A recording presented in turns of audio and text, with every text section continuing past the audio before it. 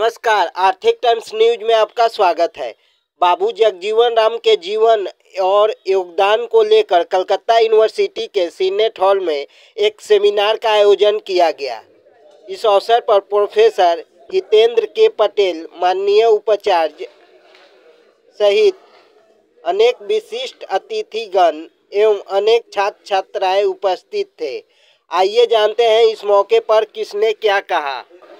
আজকে আপনারা যে উদ্যোগ নিলেন বাবু জগজীবন রামের সম্পর্কে, যেভাবে আগামী দিনে কি মনে করছেন মানুষের মনে কতটা আপনারা ঢোকাতে পারবেন, বা নবীন প্রজন্ম যারা রয়েছে তাদের মনের ভেতরে কতটা আপনারা ঢোকাতে পারবেন বলে?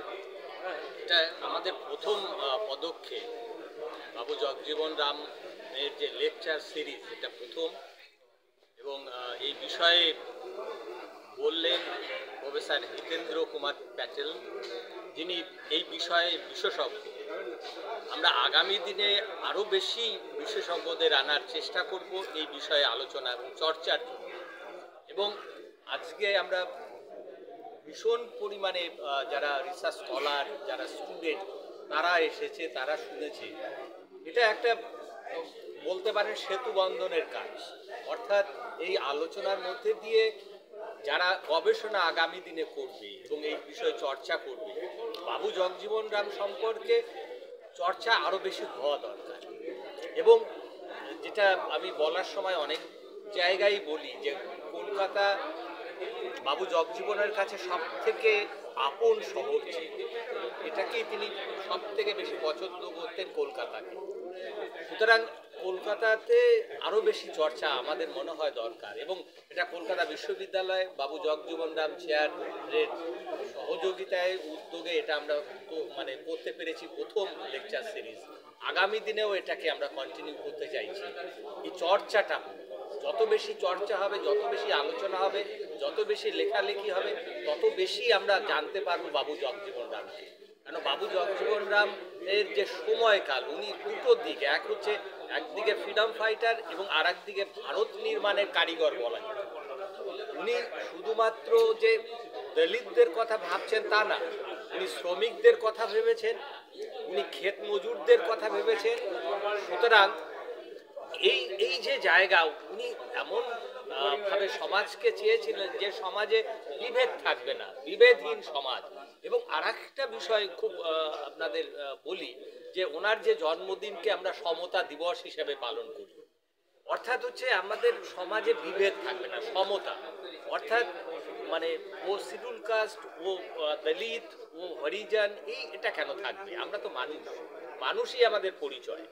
ভারতীয়, আমরা ভারতীয়, এই হচ্ছে আমাদের পরিচয়। যার জন্য জগজীবন রামকে আরো বেশি চর্চা দরকার। জগজীবন রামের যে আদর্শ আরো বেশি প্রচার দরকার, যেটা আমরা শুরু করলাম। এই যে চর্চা, এটা যদি আমরা কন্টিনিউ করতে পারি, তাহলে পরে বাবু জগজীবন রাম সম্পর্কে আরো বেশি জানতে পারবো এবং আগামী দিনে আমাদের সমাজ গঠনে এটা বড় ভূমিকা থাকবে। যে কলকাতা ইউনিভার্সিটিতে বাবুজির যে মূর্তি বসানো হয়েছে, তার জন্য কিভাবে আপনারা এই আন্দোলনটা করে এসেছিলেন, যদি দর্শকদের একটু জানাতেন। 2010 সালে 11 এপ্রিল তৎকালীন vice chancellor doctor Suranjan Das মহাশয়কে বঙ্গীয় প্রাদেশিক ডেপুটেশন লীগের পক্ষ থেকে রাজ্য সাংগঠনিক সম্পাদক হিসাবে আমি এক চিঠি লিখি। সেই চিঠির পরিপ্রেক্ষিতে তার পরের দিন 12 এপ্রিল 2010 এখানকার ভিসি সুরঞ্জন দাস মহাশয় তিনি একটি চিঠি, ডিউ লেটার পাঠান বিদ্যাসাগর কলেজ যে প্রিন্সিপাল তপন কুমার মহাপাত্রকে। সেখানে একটা কমিউনিটি হল এবং তার বাবুজির ছবি বসানোর ব্যাপারে এবং এই কলকাতা বিশ্ববিদ্যালয়ে বাবুজির তৈলচিত্র বসানোর ব্যাপারেও ওনাকে আবেদন করা হয়।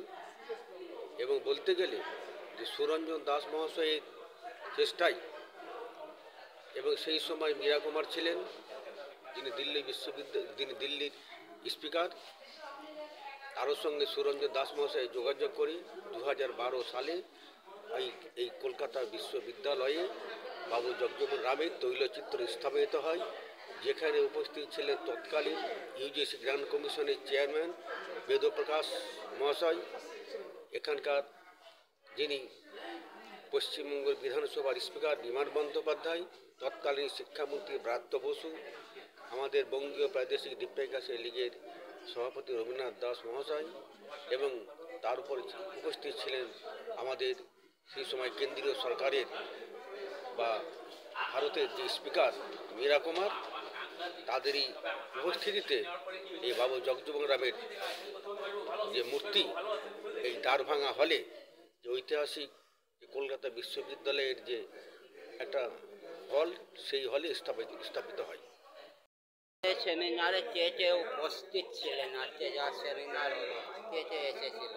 আজকের সেমিনারে উপস্থিত ছিলেন আমাদের মাননীয় উপাচার্য এবং মাননীয় নিবন্ধক মহাশয়, সেই সঙ্গে বেঙ্গল প্রভিন্সিয়াল ডিপ্রেস ক্লাসেস লীগের সভাপতি আর অনেক মেম্বাররাও ছিলেন। সেই সঙ্গে আমাদের এবিআইডি যে সংগঠন আছে, অখিল ভারতীয় হরিদাস সংগঠন, তারও সম্পাদক তিনিও আজকে অশোক দাস তিনিও উপস্থিত ছিলেন। এছাড়া আমাদের ছাত্রছাত্রী, স্কলার এবং অনেক শিক্ষকরাও উপস্থিত ছিলেন। আচ্ছা, এখান থেকে আপনি এই সভা থেকে যার অনেক ছাত্রছাত্রী আর স্টুডেন্ট আর অনেকে আসতে পারেনি হয়তো, তাদেরকে বাবু জগজীবন রামের সম্পর্কে তাদেরকে কি জানাবেন? আমাদের প্রথমত আগামী দিনে এই ধরনের প্রোগ্রাম হবে, সেখানে তো তাদের ইনভাইট করা হবেই। তার সঙ্গে সঙ্গে আমরা ঠিক করেছি কিছু পুস্তিকা তৈরি করা হবে। সেই পুস্তিকাগুলো আমাদের ছাত্রছাত্রীদের কাছে চলে যাবে। সেই সঙ্গে সঙ্গে আমরা চেষ্টা করছি ওয়েবসাইট তৈরি করা যায় কিনা, এই বিভিন্ন আলোচনাগুলো আমরা সেখানে আস্তে আস্তে করে দিয়ে দেবো, যাতে করে বাবুজির জীবন, কর্ম, অবদান এবং সংগ্রামের যে ইতিহাস এতখানি আলোচনা হলো, সেই বিষয়গুলো সকলের কাছে, শুধু ছাত্রছাত্রী নয়, সমাজের সমস্ত মানুষের কাছে পৌঁছে যায়। আমি নিজেই যেমন আজকে অনেক কিছু শিখলাম যেটা আমি জানতাম না, সেগুলো জানার ফলে আমারও সুবিধে হলো অনেক মানুষকে সেগুলো বলার বা আমার কাজের ক্ষেত্রে সেগুলোকে ব্যবহার। পক্ষ থেকে যদি বাবু জগজীবন রাম সত্যি মানে একটা মানে খুব বেশি জানার, মানে যদিও মানে ওনার মেয়ে যখন কলকাতা আসছিল জানুয়ারি মাসে কথা বলছিল, আমিও ছিলাম, লক্ষ্মীনারায়ণ বাবু ছিলেন,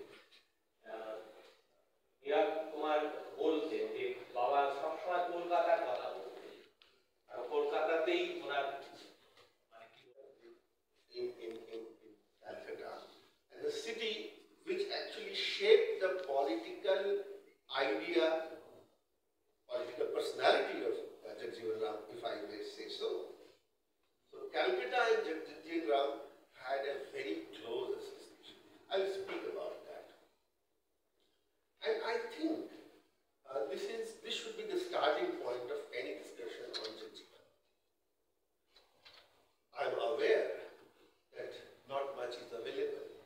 We don't have any historian available who have worked on Jagjeevan Ram, unfortunately. No historian so far has written anything substantial on Jagjeevan Ram. That was a lesson from that discussion of 2010. And I take it seriously, sir, that the politics was involved in it. When I spoke with lots of facts, which I accumulated from different kind of primary sources, newspaper.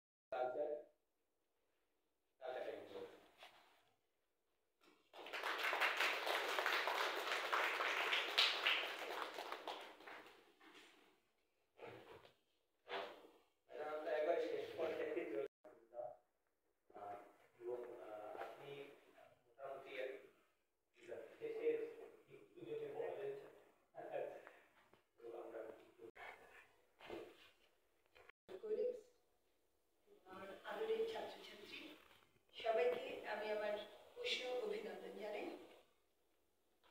আসলে মুশকিলটা যেটা, সেটা হচ্ছে অনেকগুলো তত্ত্ব বা তথ্য এত বেশি কেতাবি হয়ে থেকে যায় বছরকে বছর, বাস্তবটা থাকে একেবারে অন্যরকম। আমাদের দেশের ইন্টেলেকচুয়ালস, এডুকেশনিস্ট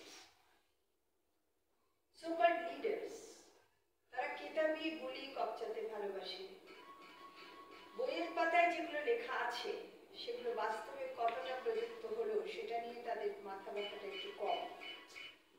আমি একটু ব্যতিক্রমী উপাচার্য, যে কেতাবের গুলিগুলোকে শুধু কেতাবের মধ্যে রাখতে ভালোবাসি না, আমি সেগুলোকে কি করে বাস্তবে নিয়ে যাওয়া যায় সেই ব্যাপারটা ভাবি। আর সেই শিক্ষাটা আমি অর্জন করেছি খুব ছোটবেলা থেকে।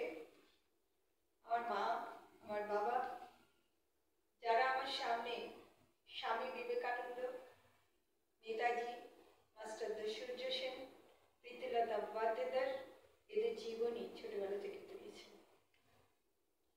আমি সেদিন বেলুর মঠের একটা অনুষ্ঠানে ওদের একটা কনভোকেশন ছিল বেলুর শিক্ষানা মন্দিরে, সেখানে একটা খুব মজার গল্প শুনেছিলাম। গল্পটা হচ্ছে, আমার বয়স যখন 5 বছর, আমার বাড়িতে একটা স্বামী বিবেকানন্দের ছবি দেওয়ালে টাঙানো ছিল, আর তার নিচে দুটো ওনার বাণী উল্লেখ করা লেখা ছিল। সেটা ঠিক আমার চোখের নাগালের মধ্যে, 5 বছরের বাচ্চার যতটা উচ্চতা। কি ছিল সেই দুটো বাণী?